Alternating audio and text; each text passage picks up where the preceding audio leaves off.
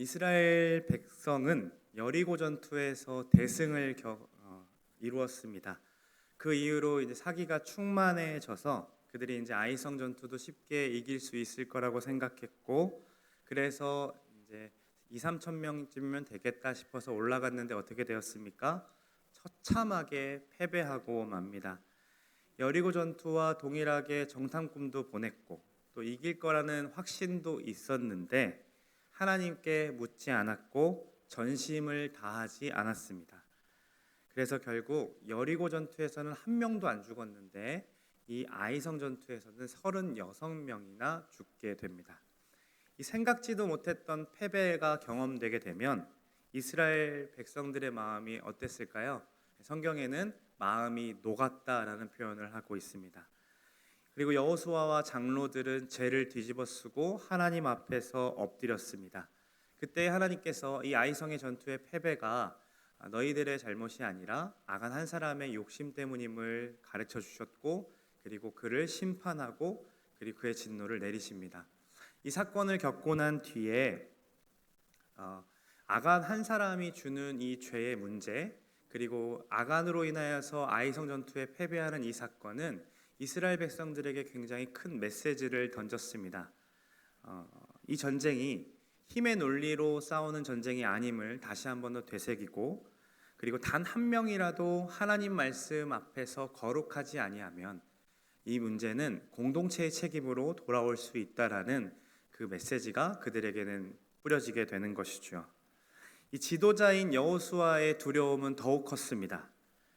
분명 하나님께서 가나안 땅을 우리에게 주신다고 했는데 그 약속이 여전히 유효할까라는 생각을 하게 될 것이고, 또 이번 전투에서의 실패가 주는 이 패배감이 이 공동체 전체에 흘러가고 있기 때문에 사기가 저하되어 있겠죠. 그러니까 이들을 데리고 또다시 전투를 나간다는 것이 쉽지 않은 일처럼 느껴질 수밖에 없었습니다. 그래서 그가 할 수 있는 일은 그냥 엎드리는 것뿐이었습니다. 그 엎드림 속에 이전의 역사들을 되짚어 보면서 전능하신 하나님 앞에서 자신의 존재가 얼마나 티끌 같은가에 대한 부분들을 고민하고, 그리고 하나님 앞에 간구하게 되는 것이죠. 여러분, 우리도 이러한 실패감에 이렇게 잠기어진 적이 있으시지 않으십니까? 잘 될 거라고 생각했는데, 이거 정말 잘 되는 거라고 생각했는데 내가 생각했던 계획대로 흘러가지 않을 때 우리는 종종 실패감에 잠기게 됩니다. 별일 아닐 거라고 생각했던 문제 앞에서도 크게 낙심하는 자신을 보면서 또 마음이 어렵게 하는 그 조그마한 일들의 문제들이 우리 안에 존재하고 우리의 삶 가운데 계속해서 펼쳐지는 것을 보게 되는 거죠. 작은 이 문제가 우리의 삶 전체를 막 지배하고 일어설 수 있는 힘조차 없어지는 상황이 되게 되면 아무것도 하기 싫습니다. 다 포기하고 싶고, 이 우울감과 좌절감들이 밀려와서 누구와 관계 맺고 싶지도 않고 훈련, 사역, 헌신 다 하고 싶지 않은 게 우리가 경험하게 되는 일입니다. 이 자리가 어디인지 우리가 좀 점검해 봤으면 좋겠습니다. 우리의 인생을 살아가면서 하루하루를 살아가는데 우리를 무너뜨리게 만들고 그 패배감을 겪게 만드는 그곳이 바로 정복되어져야 할 아이성이기 때문입니다. 이전에 그들의 생각 속의 아이성 전투는 아주 작은 성을 정복하는 일이었고 굉장히 쉬운 일이었습니다. 그러나 이 작은 전투에서 남겨진 이들의 상처는 여전히 죄를 뒤집어쓰고 앉아있을 만큼 이 안에 내상이 굉장히 컸던 거죠. 여호수아는 두려웠습니다. 어떤 게 두려웠을까요? 또 아간과 같은 사람이 나타나면 어떡하지? 우리는 정말로 거룩하게 나아갔지만 행여나 또 아간과 같이 자기 욕심대로 그 물건을 취하는 사람이 나타나면 어떡하지?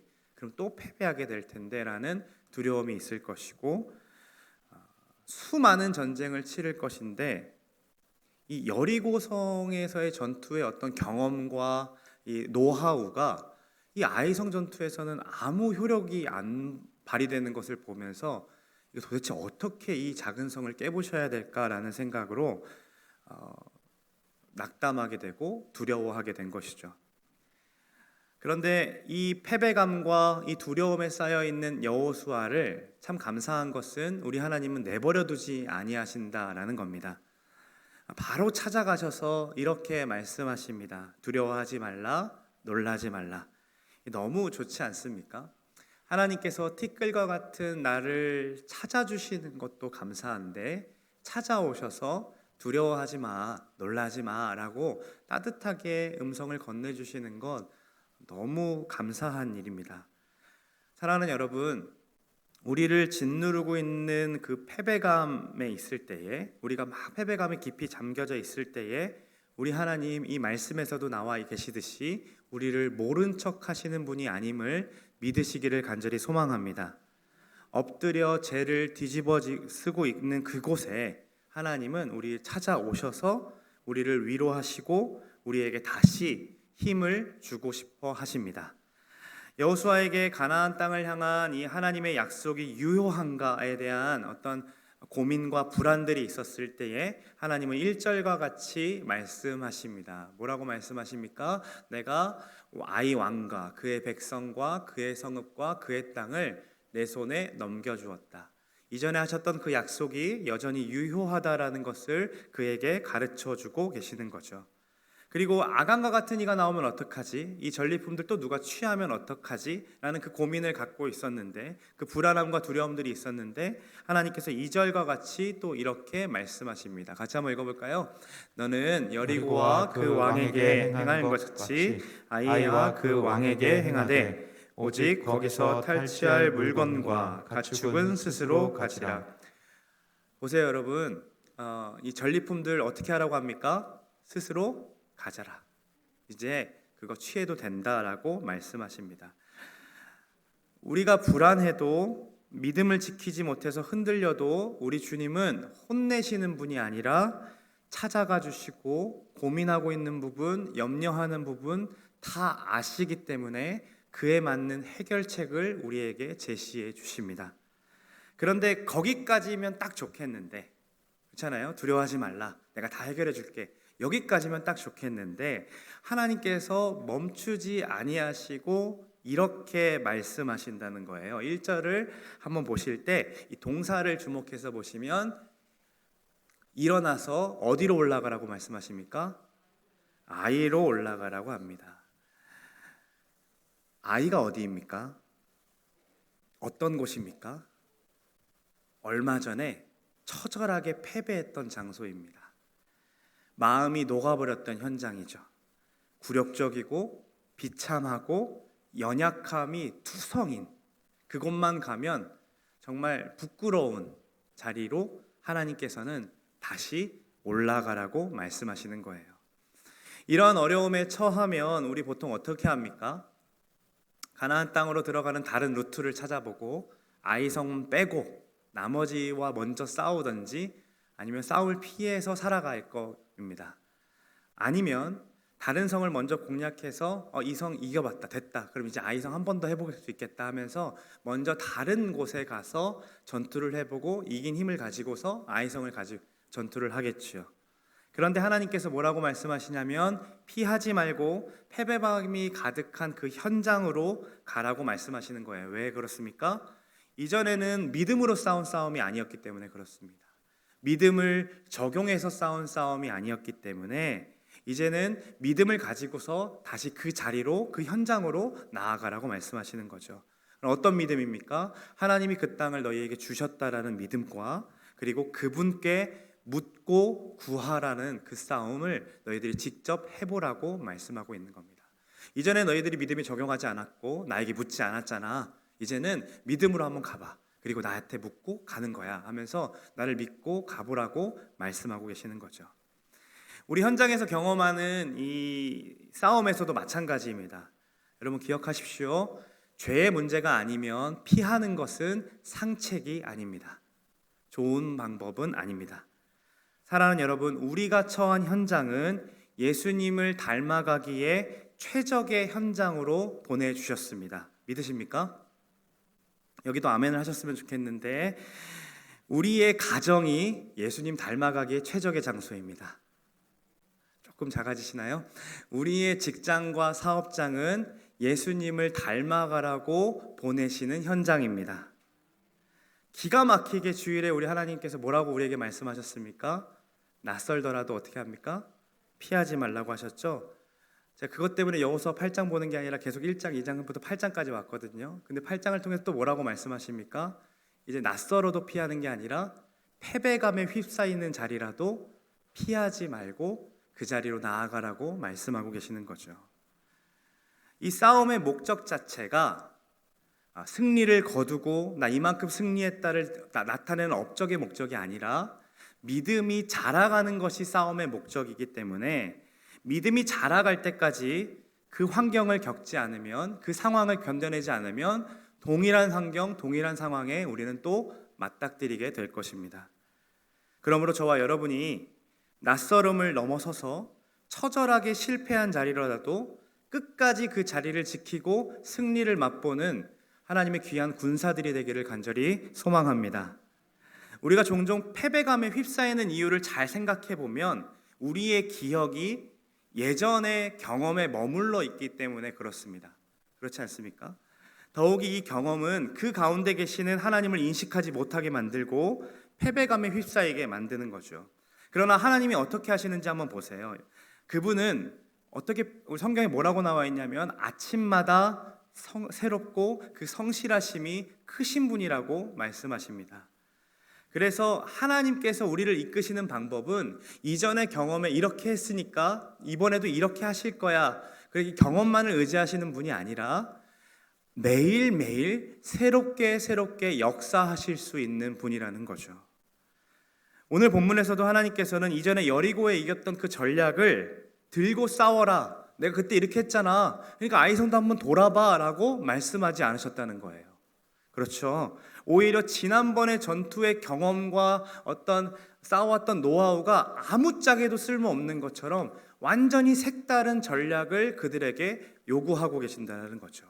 그 첫 번째 전략이 바로 이것입니다. 전력을 다하라 라는 겁니다. 모든 백성이 다 같이 전쟁에 나가라고 말씀하시는 것은 이들이 정탐꾼을 보내고 보고받았을 때 그 말과 대조됩니다. 정탐꾼 보내고 난 다음에 그들이 뭐라고 했습니까? 여기 아이는 너무 작으니까 2,3,000명이면 충분합니다 라고 했는데 우리 하나님 뭐라고 말씀하십니까? 전력을 다하라고 말씀하시는 거예요. 1절을 보시면 하나님께서는 군사를 다 거느리고 일어나 올라가라고 말씀하고 계십니다. 하나님께 중요한 것은 전쟁에서의 승리를 얻어내는 것이 아니라 이 전쟁이라는 과정을 통해서 이스라엘을 하나님의 백성답게 만들어가는 것이 더 중요하셨기 때문에 그들이 많건 적건 상관없이 이 전쟁은 다 함께 싸워야 하는 것이고 전력을 다해서 참여해야 되는 것임을 가르쳐주고 계시는 겁니다. 그렇다면 전력을 다한다는 게 무엇일까? 이 전심을 다한다는 게 뭘까에 대한 고민을 해보자면 이 전력을 다한다는 것은 내 생각과 내 판단을 내려놓는 것입니다. 25절을 보시면 그날에 엎드려진 아이 사람들이 모두 몇 명이라고 합니까? 12,000명이라고 합니다. 그러니까 모든 군사를 데리고 전력에 나가는 것은 조금 오버하는 것처럼 느껴질 수 있습니다. 그리고 지난번 전투 때는 3,000명 나갔는데 이번에는 3만 명, 4만 명을 데리고 나가서 그들을 매복시키는 일, 그리고 모든 백성들을 함께 나아가는 일은 굉장히 요즘 말로 가성비가 그렇게 떨어지면 에너지 소비고요. 그렇게 효과적인 방법은 아닙니다. 노력만큼 성과가 많이 얻어지는 건 아닌 거죠. 그런데 그 생각까지도 온전하게 내려놓고 하나님께 맡겨드리는 것, 그것이 바로 전력을 다하는 태도라고 말씀하고 계시는 거죠. 우리의 생각과 판단으로 2,3,000명쯤이면 될 것 같아 라는 것까지 다 내려놓고 그냥 항상 전력으로 나아가라는 겁니다. 우리에게 맡겨진 일들이 있죠. 어느 부분을 성가대에서 봉사하면서 교통봉사로, 주차봉사로, 또 식당봉사로 여러 가지 봉사의 부분도 있고 여러 가지 사역의 부분들도 있습니다. 우리 생각에는 여기는 이 정도만 하면 될 것 같고 여기서는 이렇게만 섬기면 될 것 같다는 생각을 가지고 있지만 우리 하나님께서는 뭐라고 말씀하십니까? 전력을 다하라고 말씀하십니다. 부른 자리에니까 전력을 다해 참여하라고 말씀하시는 거죠. 하나님 앞에서 어떤 일이 우리에게 맡겨질지라도 전력을 다해 임하는 저와 여러분이 되기를 간절히 소망합니다. 하나님께서 세우신 두 번째 전략은 바로 이것입니다. 같이 읽어볼까요? 두 번째, 매복하라라는 겁니다. 2절 말씀에 이렇게 나와 있습니다. 너는 아이성 뒤에 복병을 둘지니라. 계속해서 여리고 전투와 이렇게 비교시켜 주고 계시는 것 같아요. 여리고 전투는 밤에 했나요? 낮에 했나요? 낮에 그들의 주목받음에도 상관없이 그들 주위를 돌았습니다. 그렇죠? 그 자신들을 노출시키는 전투였다면 아이성 전투는 밤에 아이성 주변에 매복함으로 노출을 시키면 안 되는 전투였습니다. 여리고 전투는 전적으로 하나님이 일하십니다. 그들이 한 거는 하나님의 말씀대로 순종한 것뿐이고 소리를 지른 것밖에 없었습니다. 그런데 아이성 전투는 어떻게 해야 됩니까? 치밀하게 준비해야 됩니다. 엎드려 있는데 갑자기 누군가가 머리를 들면 안 됩니다. 매복한다라는 건 쉽지 않습니다. 협동력도 필요하고요, 순발력도 필요하고요, 적절한 타이밍까지도 필요합니다. 지금이다 할 때 모두가 함께 뛰어나갈 수 있는 타이밍이 필요하다는 거죠. 이 어려운 일들을 그들이 어떻게 해낼 수 있을까요? 방금 여리고와 아이성을 비교해 본 것처럼 이전의 전투 경험이 이들에게 아무 도움도 안 되고 있다는 거죠. 한 번도 매복해 본 적은 없습니다. 한 번도 이러한 전투 경력도 없습니다. 어떻게 해야 될까요? 그 일을 해내기 위해서는 한 가지 방법밖에 없습니다. 새로운 전략을 주시는 하나님만을 의지하는 것입니다. 하나님은 매복을 통해 가르쳐주고 싶으신 게 있으셨습니다. 분명 능력이 많으신 우리 하나님이시기 때문에 그들이 매복 안 해도 그냥 내 초대로 올라가 그러면 이겨낼 수 있어. 분명히 승리를 주실 수 있는 분입니다. 그들이 거룩함으로 다시 회개했고 아간의 죄도 처단했기 때문에 야 이제 올라가라 하고 그들이 아이성을 이겼다. 그렇게 하면 우리가 성경을 봤을 때도 아무렇지 않게 볼 수 있습니다. 그런데 하나님이 왜 매복하게 하셨냐는 거죠. 하나님이 직접 주실 수 있었고 평범하게 올라가서 전투하고 얻어낼 수 있게 만드실 수도 있었지만 매복하라고 말씀하시는 이유는 앞으로 가나안 땅에서 벌어지는 싸움이 이전의 경험을 의지해서 그와 같은 방법으로 매번 가져와서 하는 것이 아니라 스스로 그렇게 싸워가서 이전 경험 이렇게 했으니까 이거 가져오지, 이번에 적은 이와 같으니까 이렇게 갖고 오지, 이렇게 싸워가는 싸움이 아니라 날마다 동행하심으로 새롭게 역사하시는, 그래서 새로운 방법으로 이끌어가시는 그 하나님께 의지하는 싸움인 것을 가르쳐주고 싶으셔서 이들이 한 번도 경험해보지 못했던 매복을 요구하고 계시는 겁니다. 우리 인생에서도 이와 같이 일하시는 하나님이심을 여러분 기억하시기를 간절히 소망합니다. 우리 미래를 생각하면 불안함이 다가올 수밖에 없습니다. 행여나 또 몇 번의 실패를 경험하면 또 실패할까 봐 두려운 게 사실입니다. 우리 청년들이 자존감이 가장 낮아질 때가 언제인지 아십니까? 이력서를 아무리 넣어도 2번, 3번 거절감을 당했을 때에 그 좌절감이 푹 빠져버리게 됩니다.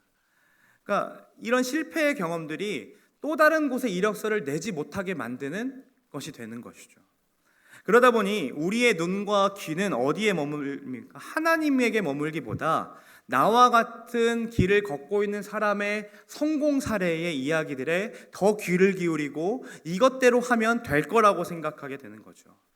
온갖 유튜브에 모두가 선생이라고 얘기하면서 자신의 길을 따라하면 성공을 보장시켜 줄 거라고 얘기합니다. 이렇게 투자해라, 부자 만들어 주겠다. 이렇게 공부해라, 대학 갈 수 있다. 이렇게만 자녀 교육해라, 올바르게 클 수 있다라고 말하는 게 지금 세상이라는 거죠. 분명 그 길을 따라서 성공한 사람들이 있을 수 있습니다. 그렇죠.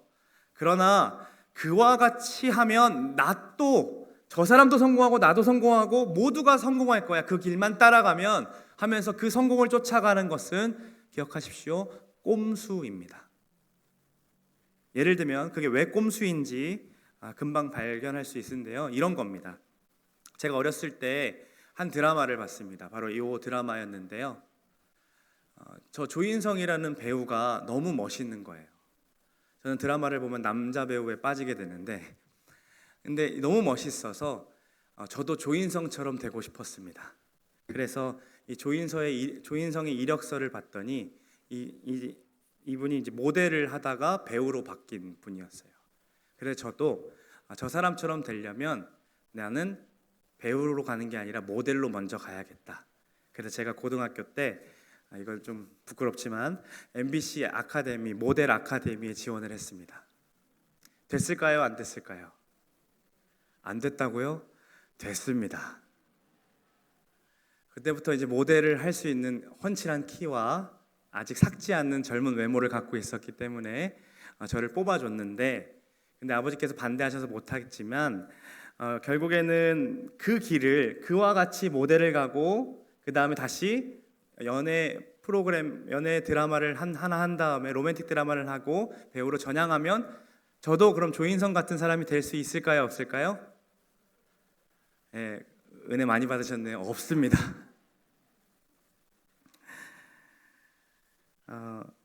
만약에 조인성 씨가 저를 보면서 너가 그렇게 해서 안 되는 거야, 나처럼 모델을 3년만 하고 거기서 로맨스 드라마를 그때 잡았어야지, 그리고 난 뒤에 배우를 꾸준히 했으면 너도 나처럼 성공할 수 있을 거야 라고 하면서 자기의 이야기를 지나치게 과장하면서 성공 스토리로 들려주는 것, 이걸 뭐라고 합니까? 꼰대라고 합니다. 그러니까 우리는 꼼수의 길을 선택하느냐 꼰대의 길을 선택하느냐가 달려있는 거죠. 연예인으로 예를 들었지만 우리 주변엔 이러한 이야기들이 너무나도 많습니다. 요즘은 어떤 대형교회 출신 목사님들이 담임 목사 청빙이 잘 된다라고 하는 정보들이 있습니다. 그래서 제가 그 정보를 듣고 제가 다음 주에 목사님을 찾아가서 목사님, 성남제일교회에 있으면 담임 목사가 못 될 것 같습니다. 제가 그 대형교회로 가겠습니다라고 얘기한다면 여러분은 제가 하나님을 의지하는 것처럼 보이시나요? 아니면 대형교회의 네임밸류를 의지하는 것처럼 보이나요? 그렇죠. 어느 학원에 갔더니 명문대에 잘 들어갔더라, 그러니 우리 애도 거기에 보내겠다라고 말하는 그 선택에 하나님이 그 아이에 대한 미래를 이끌어 가시는 역사를 기대하는 것처럼 보이시나요? 아니면 성적이 올라가서 명문대에 가는 것을 더욱 기대하는 것처럼 보일까요? 여기에 투자하면 대박나서 이번에 이 친구가 차도 사고 그리고 집도 구매했다고 하더라, 그 소식을 부러워하면서 우리도 그렇게 되길 바라는 마음에는 하나님이 필요합니까? 아니면 하나님의 능력만 필요합니까? 제가 모델학원에 등록하고 배우로 전향한다 하더라도 조인성이 될 수 없듯이 누군가의 경험과 신념이 우리의 길을 제시해 줄 수 없다라는 겁니다. 우리 하나님은 이 길을 선택하면 매번 같은 성공을 보장하는 자판기와 같은 분이 아니시기 때문입니다. 성경 어디를 봐도 똑같이 그 인생을 걸어간 사람은 없습니다. 그처럼 하나님은 우리의 길 또한 그렇게 역사하시지 않는다라는 거죠. 각자의 삶 가운데 동행하시는 역사가 있고 각자의 삶 가운데 주님이 원하시는 삶이 있기 때문에 그렇게 이끌어가고 계심을 우리가 신뢰하고 걸어가는 우리가 되기를 소망합니다. 그분은 선하신 분이십니다. 그분이 이끄시는 우리의 인생도 반드시 선합니다. 그 선하심을 믿으면서 비록 생소하고 익숙치 않을 때도 있습니다. 그러나 매복하라고 하시기 때문에 바짝 엎드릴 수 있는 우리 모두가 되기를 간절히 소망합니다. 날마다 새로우신 그 하나님 기대하는 것이 바로 우리가 이 세상을 살아가는 전략이며 우리의 분명한 힘이 될 것입니다. 하나님께서는 이 처참히 패배한 경험으로 두려워하고 있던 여호수아와 이스라엘을 찾아가셔서 위로하시고 새로운 전략을 주셨습니다. 그게 무엇입니까? 부분적으로 힘쓰는 게 아니라 전력을 다하라는 것이고 매복하라는 명령이었습니다. 전심전력을 다한다는 것은 내 생각, 내 경험, 내 지혜들 다 내려놓고 하나님 뜻대로 순종하는 일이며, 그리고 매복하라는 명령은 날마다 새로우신 분임을 믿으며 그 새로운 전략을 따라 행해본다라는 겁니다. 그런데 하나님께서는 이 새로운 하나님을 기대하라라는 말씀만 딱 던지고 만족하시는 분이 아님을 우리는 오늘 본문에서 발견할 수 있습니다. 도리어 매복을 통해 하나님은 기필코 이스라엘에게서 제거하고 싶으신 것이 있으셨는데 그게 무엇일까요? 그것이 무엇인지 알려면 매복을 하고 있는 이스라엘의 입장이 되어봐야 합니다. 우선 이스라엘은 처참하게 패배했던 그 현장으로 돌아가야 합니다. 그리고 들키지 않아야 하기 때문에 몸을 최대한 수그리고 엎드려 있어야 하죠.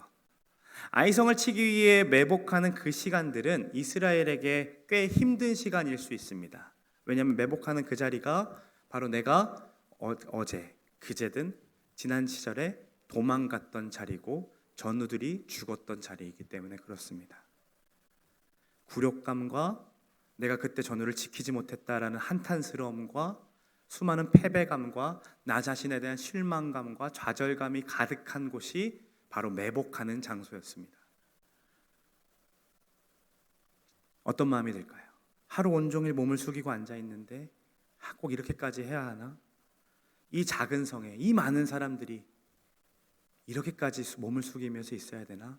1시간 지나고 2시간 지나고 리더십만 좀 가면 안 되나? 왜 우리까지 오라 그러지? 하게 순장들만 하라 그러지? 왜 우리까지 동원해? 이런 마음들이 그 안에 계속해서 밀려오는 거죠. 우리도 그럴 때 있죠. 순장이라는 이름으로, 리더라는 이름으로 순원들을, 마을원들을, 그리고 교사로서 우리 학생들을 열심으로 섬겼는데 그 관계 안에서 원하지 않았던 어려움들이 생기고 다락방이, 우리의 마을이, 우리의 밤 모임이 하나 되지 못함을 경험할 때 올해는 진짜 안 하고 싶다, 이런 생각 여러분 들지 않으십니까? 여러 가지 모양으로 교회에서 봉사하고 헌신했는데 아무도 알아주지 않습니다. 그럴 때 괜히 마음이 무너지면서 내가 왜 그렇게까지 열심으로 봉사했을까? 아무도 못 알아주는데 내가 무슨 부귀영화를 누린다고 DTS를 신청했을까?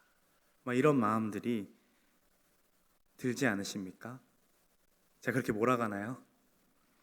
이러한 마음으로 그들도 1시간, 2시간, 그리고 하루를 넘어서서 밤새 매복하면서 처음에는 원망과 불만으로 시작되었지만 그 자리에 견디고 버티고 앉아 있다 보니 이 작은 성 하나까지도 이렇게 전력을 다해야 한다니, 이 싸움이 우리의 싸움인 거구나 라는 것을 깨닫기 시작합니다. 그리고 이스라엘이 주님께 엎드리지 못했던 것, 내어드리지 못했던 마음이 하나님 앞에 내어드리는 시간으로 바뀌었고, 아이성뿐만 아니라 이 마음 가운데 하나님을 깊이 신뢰하지 못하고 내 생각으로 이건 여기까지인데, 이건 이렇게 하면 안 되는데 라고 생각했던 그 마음까지도 다 정복되어 가는 과정이었습니다.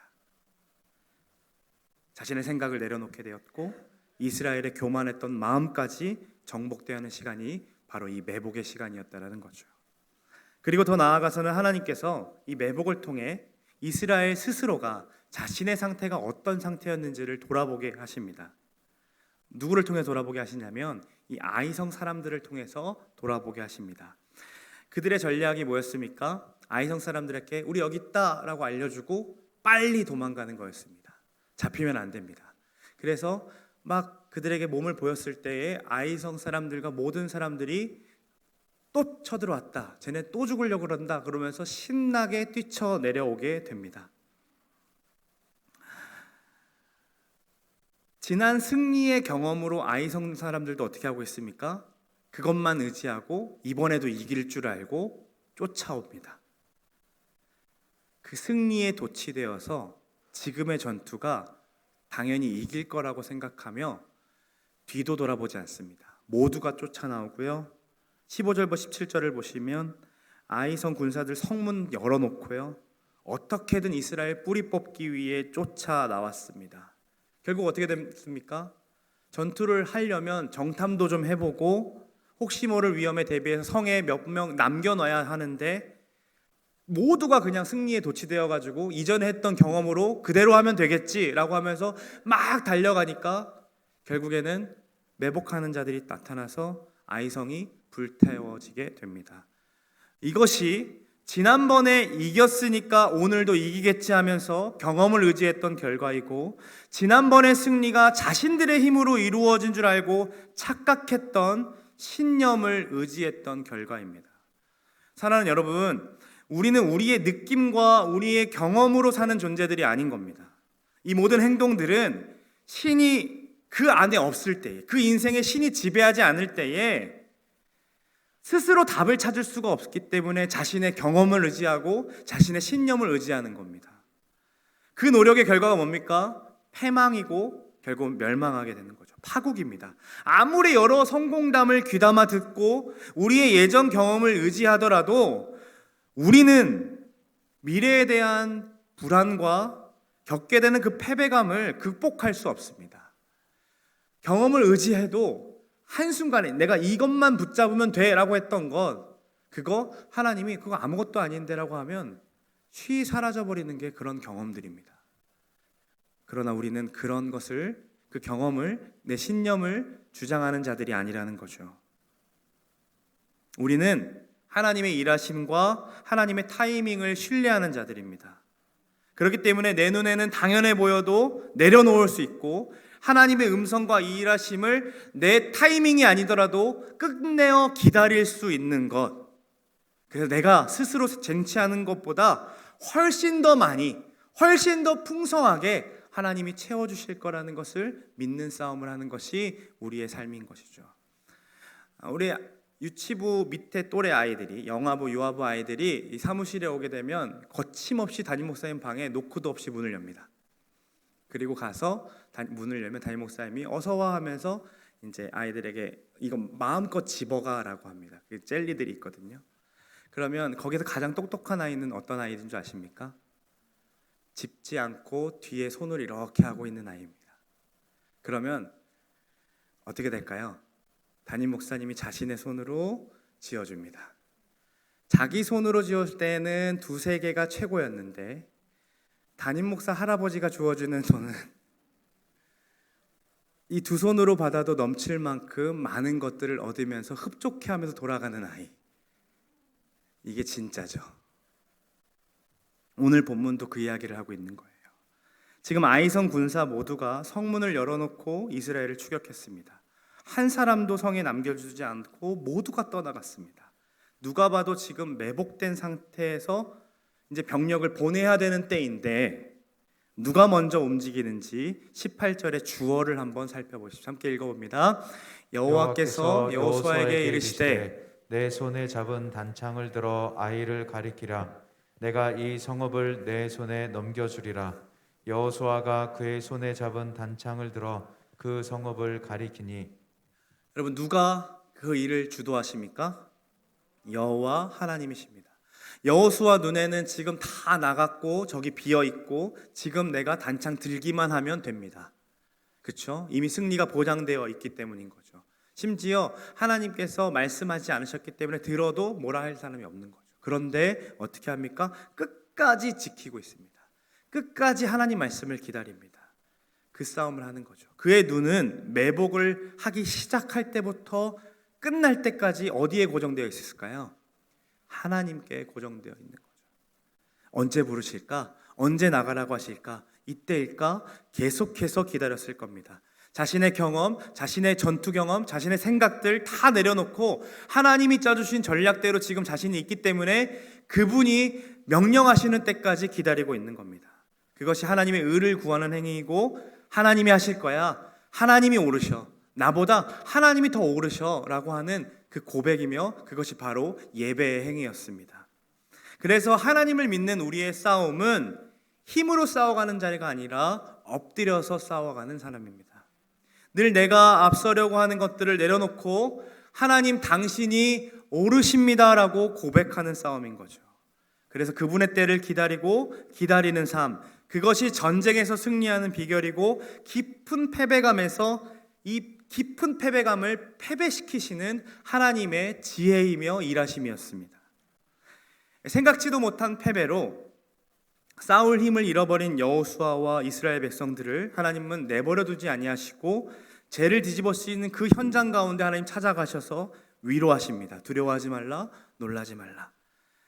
더욱이 그분은 우리가 또 겪기 싫어서 회피하고 싶었던 그 패배의 현장으로 다시 올라가라라고 말씀하시고, 패배감이든 승리감이든 모두 경험을 의지하기 때문에 패배감에 잠겨져 있고, 승리에 도취되는 것도 이전의 경험을 의지하는 것이기 때문에 하나님께서는 너희들 경험 의지하는 건 아니다, 너희들 신념 의지하는 거 아니다, 너희들 나를 의지해야 된다고 하시면서 새로운 전략을 주어주십니다. 그로 인해 비록 처참하게 패배했던 아이성 전투의 현장이지만 그것에서 승리를 경험할 때까지 우리 하나님 떠나지 아니하시고 단창을 두는 그 순간까지도 지켜보고 계시다가 여호수아야 지금이야 라고 말씀하신다는 거죠.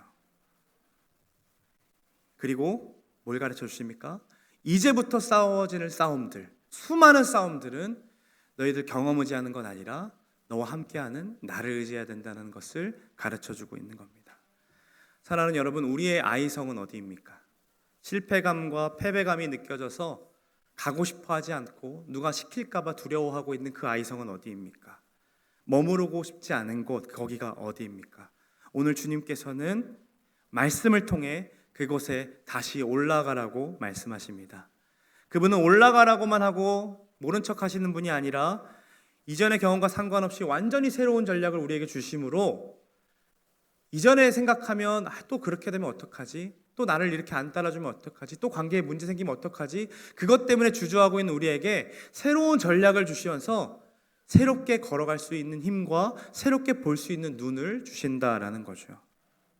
우리에게는 다시 모이는 것, 다시 훈련받는 것, 다시 사람들과 관계 맺는 것 너무나 어려운 일일 수 있습니다. 그러나 우리 주님은 그 자리에 우리를 홀로 내버려 두지 아니하시고 우리와 함께 하심으로 우리 내면에 뿌리 박혀 있는 그 패배의식과 실패감과 좌절감을 다 뿌리채 뽑아내고 싶어 하십니다. 그래서 하나님께서 그 패배를 완전하게 패배시키심으로 진정한 승리를 내면 깊은 곳에서부터 경험하도록 우리와 매일 동행하시고 어제보다 오늘이 더 새롭고 새로운 날로 함께하고 계신다는 거죠. 사랑하는 여러분, 오늘보다 내일은 더 새로울 겁니다. 그 새로운 하나님과 동행하시는 저와 여러분이 되시기를 간절히 소망합니다. 우리 하나님은요, 우리 안에 존재하는 수많은 실수와 수많은 실패, 패배감, 좌절감, 무력감, 이 모든 것들, 그 사람들을 실패한 자의 산물이다, 저는 믿음 없는 사람들이다, 이렇게 바라보시지 않으십니다. 도리어 그 실패의 자리에 머물러 있는 우리를 기특히 여기시면서 여전히 거기 있구나, 괜찮아, 내 손을 붙잡고 걸어가십니다. 베드로가 물 위를 걷고 싶겠다고 주님이시거든 불러달라고 하죠. 그래서 걸어봅니다. 근데 믿음이 약해서 흔들려서 넘어졌습니다.